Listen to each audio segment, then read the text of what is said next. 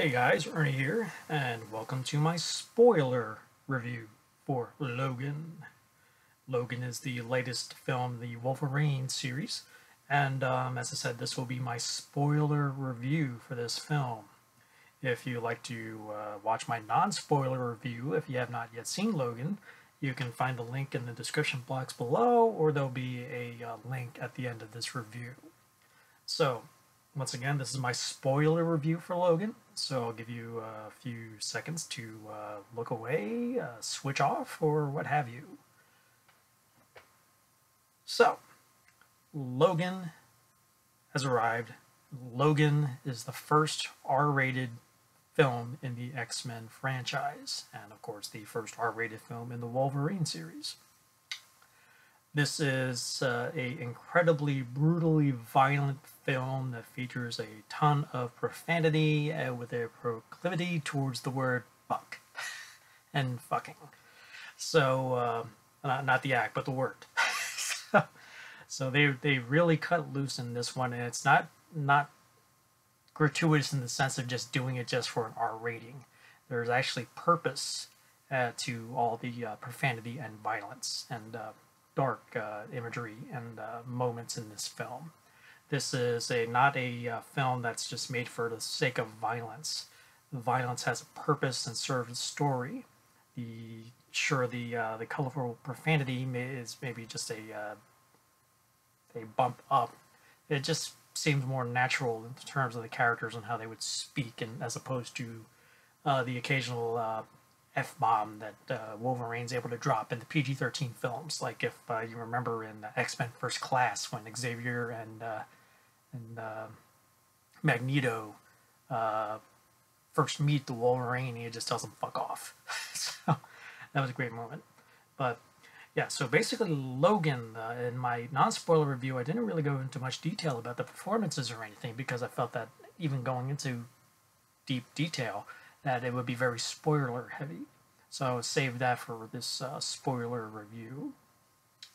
So basically Logan takes place in 2029 in the near future. Logan is getting older and interesting enough, and is not healing like he was known to.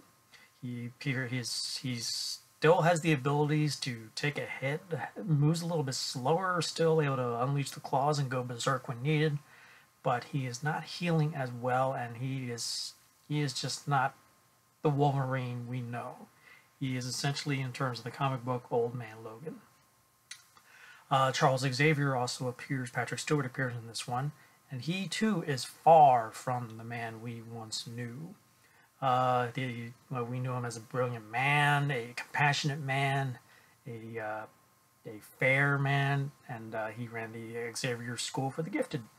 But here, this shell of a man is a man who is struggling to control his mind. He is suffering from a degenerative brain disorder, be it Alzheimer's or something else, and it's causing him to lose control of those abilities. And when he loses control, it proves to be quite incredibly dangerous. And as the film unfolds, as incidences occur, we see on the small scale of what these moments can be. And then later on in the film, we see on a grand scale at just how dangerous Charles is when he's out of control. And it's quite compelling and quite scary to see. In terms of the story and where this takes place in the X-Men universe, it's hard to say, because if you've seen, spoilers of course, if you've seen Days of Future Past, Singer essentially redacted the events of X-Men The Last Stand. And basically at the end of Days of Future Past, he basically redacted Last Stand like it never happened. And it's hard to say just where exactly these events occur. I mean, does it occur in the alternate timeline that was created in Days of Future Past, or is this just some standalone story that is separate from the other X-Men films? It's hard to say because, like I said, this is 12 years in the future, so a lot can happen in the next 12 years in the X-Men franchise. So maybe they'll address that and just dovetail into Logan. But one of the key elements that I remember in this is the in the future there aren't that many mutants. For some reason, since about 2004 or so, there hasn't been any new mutants born.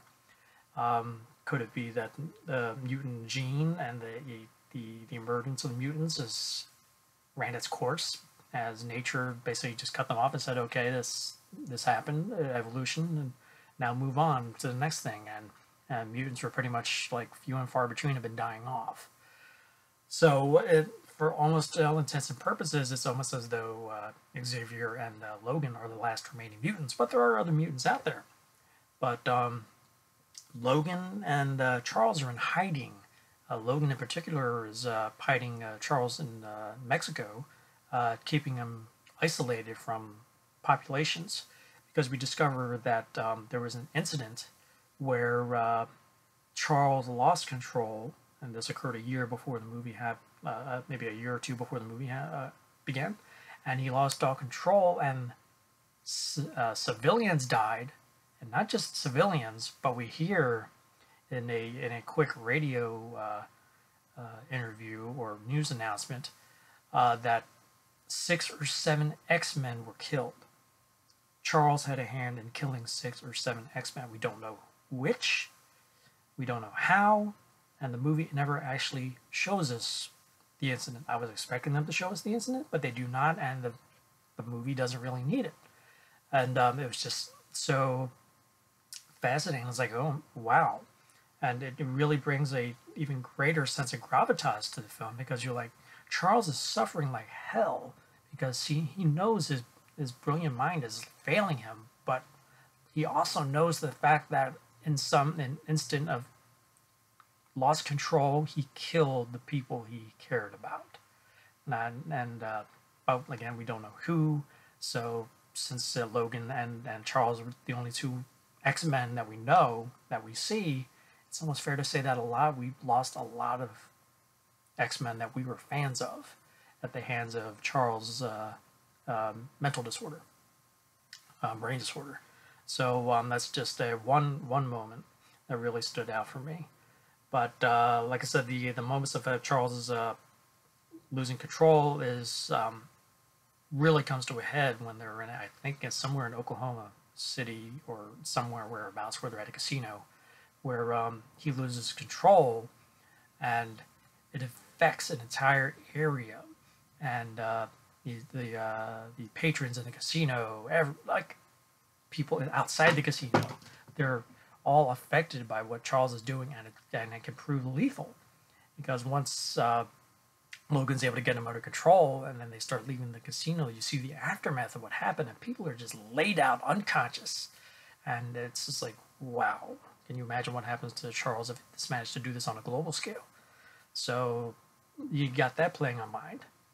But the bulk of the movie is them coming across a young mutant named Laura, who proves to be a X-23. And basically she's being pursued by a team who from a corporation who has been doing an experiment, I guess you could say illegal, cloning experimentation and creating mutants of their own, and which is led by Dr. Rice, who's played by Richard E. Grant. And Charles and Logan are now tasked with transporting and keeping Laura safe as they try to get her to this safe haven in North Dakota, so that they can cross over into Canada for sanctuary. Kind of sounds like certain countries we know of in North America. And that's the bulk of the movie. But the real standout is, like I said, this is Logan, this is the R-rated Logan, and this is the final appearance of Hugh Jackman as Wolverine. And as we also learned, it will be the final appearance of Sir Patrick Stewart as Charles Xavier. Now, that was announced on a talk show from Great Britain. I can't remember his name. But Patrick Stewart said, it's like, after seeing it, I think this is the last time I want to play the role. So he pretty much retired. But now, after seeing Logan, you can pretty much say that, yeah, the reason why they're retiring is they are both dead. Yes, Charles Xavier and Logan both die in this film. Xavier is taken out at the hands of X-24, which is a clone of Logan, a younger Logan. And in a moment of confession, which was very poignant and sad, X-24 kills, or mortally wounds Charles. So that was a pretty unexpected moment. I mean, I suspected going into when you watch the trailer and you see Wolverine and Laura and Logan's holding a shovel, it's safe to assume that scene is actually Logan burying Xavier, but we don't know how he got there, and now we know. And it was rather like unexpected scene, and I guess first it's disorienting, and you see him X-24 kill Xavier, and you're like, was this a dream? Is that really Logan? And then you find out, no, it's actually X-24. And then also, like I mentioned, Logan does die. But he dies defending a group of mutant children who are almost like the last remnants of mutant kind who are trying to make their way into Canada. And he sacrifices himself as he fights off with X-24 in a battle that he clearly can't win. And the battle is quite brutal and very violent, and he gets the worst end of it and ultimately succumbs to his wounds. And one of the final lines that I liked from Logan is he's like, so this is what it's like. And you got to think that this man has been alive for centuries, and he's never known what it was like to die, and now he finally knows what it's like to actually die. It was quite sad, really. And I got to admit, I got a little misty in the conclusion. Because, like I said, I'm a fan of this series. I'm a huge fan of Jackman, and I love Wolverine. And it was rather sad to see him go. But he died heroically, and mutants can now live on in the next generation. Which I imagine is where they're going to take the X-Men franchise at some point. Now, in terms of the violence and the brutality, it is crazy. There's decapitations. There is violence that is basically at the hands of children, which might be a little unsettling to some people. Laura, X-23 is awesome as a mini Wolverine, I guess you'd call it, mini Logan, and she really dispatches some brutal violence. And then the other mutant children also have their hand in really exacting revenge against their oppressors and really take them on and dispatch their enemies in violent ways. But not to be forgotten, but yeah, like I said, this is R-rated for brutal violence, language, and scenes of adult themes and brutality. But yeah, Logan I gave 4 stars out of 5. It's definitely the best of the Wolverine series, and in terms of the overall X-Men franchise, I would rank it 3rd or 4th in this. I guess 4th. Behind X2, Days of Future Past. I guess it'll alternate between Deadpool being 3rd, so it could be 3rd or 4th. I guess it depends on my mood.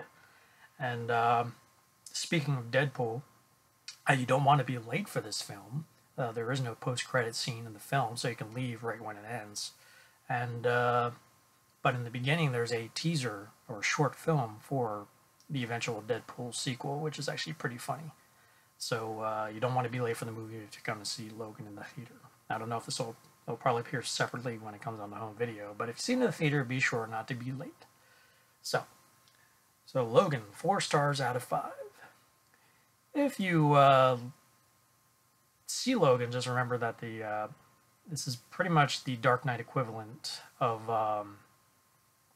the X-Men series. It's sharply written, well directed, very dark, very, very unlike any X-Men film we've seen before. It features fantastic performances, especially from Jackman and Stewart, and great action scenes. And yeah, overall, like I said, 4 stars out of 5. So, if you if you like this spoiler review, please hit that like button below. Have you seen Logan? What did you think of Logan? How do you feel about how our heroes met their ends? Please comment below and let me know. And if you haven't already subscribed to my channel, please do, so you can stay on top of my new reviews, retro reviews, trailer reactions, and any other fun things I happen to put up on my channel. And be sure to hit that bell button so you'll be notified when I do so. So until next time, my friends, see you at the movie.